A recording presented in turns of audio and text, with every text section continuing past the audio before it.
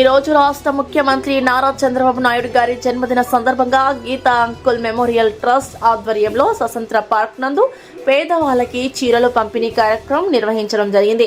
ఈ కార్యక్రమానికి ముఖ్య అతిథులుగా జయప్రకాష్ సార్, యనమల నాగేశ్వరరావు సార్, ఆరవ రాయప్ప, కేత సుబ్బారావు మరియు తదితరులు పాల్గొన్నారు.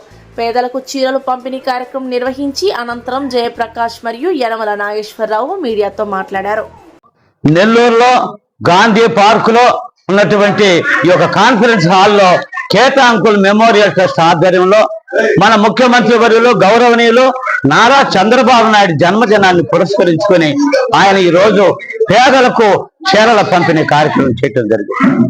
అయ్యా, మీ అందరికి కూడా తెలుసు, మనకు ఈ రాష్ట్రానికి రెండోసారి ముఖ్యమంత్రిగా చంద్రబాబు నాయుడు అయిన తర్వాత ఈ రోజు రాష్ట్రాన్ని ఆయన చేసిన వాగ్దానాలన్నీ చేసుకుంటూ ప్రజలు మన్ననలు పొందుతూ ఉన్నారు.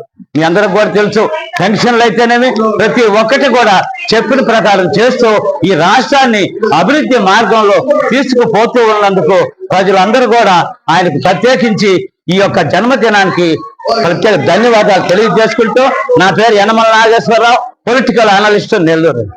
ఇంకోటి ఉంది, అసలు ఆంధ్రప్రదేశ్ ఉమ్మడి రాజధాని హైదరాబాద్ ఏ విధంగా తీర్చిదిద్దారు, అక్కడ ఉండేటువంటి సిటీలు ఏ విధంగా ఉన్నాయి, కంప్యూటర్ సిటీ కావచ్చు, ఎలక్ట్రానిక్ సిటీలు, ఫిలిం ఫేర్ సిటీస్ కావచ్చు, ప్రపంచం నుంచి గొప్ప గొప్ప బిల్ క్లింటన్ ని, తర్వాత దిగ్గజం సత్యం గారిని అందరినీ తీసుకొచ్చిన ఘనత చంద్రబాబు నాయుడు దక్కుతుంది. ఈ రోజు ఆంధ్రప్రదేశ్ ఉమ్మడి రాష్ట్రానికి ముఖ్యమంత్రి ఉన్నప్పుడు చేసినటువంటి ప్రణాళికలు ఈ రోజున హైదరాబాద్కు రోజుకు 1000 కోట్ల రూపాయల ఆదాయాన్ని ఆర్జించి పెడుతున్నాయి.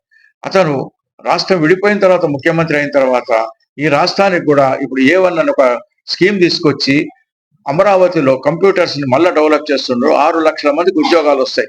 ఈ 4000, 3000 పెన్షన్లు ఒక వంతు అయితే శాశ్వత ఉపాధికి రూపకర్త ఎవరు? చంద్రబాబు నాయుడు. ఈ రోజు భారతదేశమే కాదు, ప్రపంచంలో ఎలక్ట్రానిక్ యుగంలో ఉద్యోగులు సృష్టించినటువంటి ఘనత చంద్రబాబు నాయుడు దక్కింది.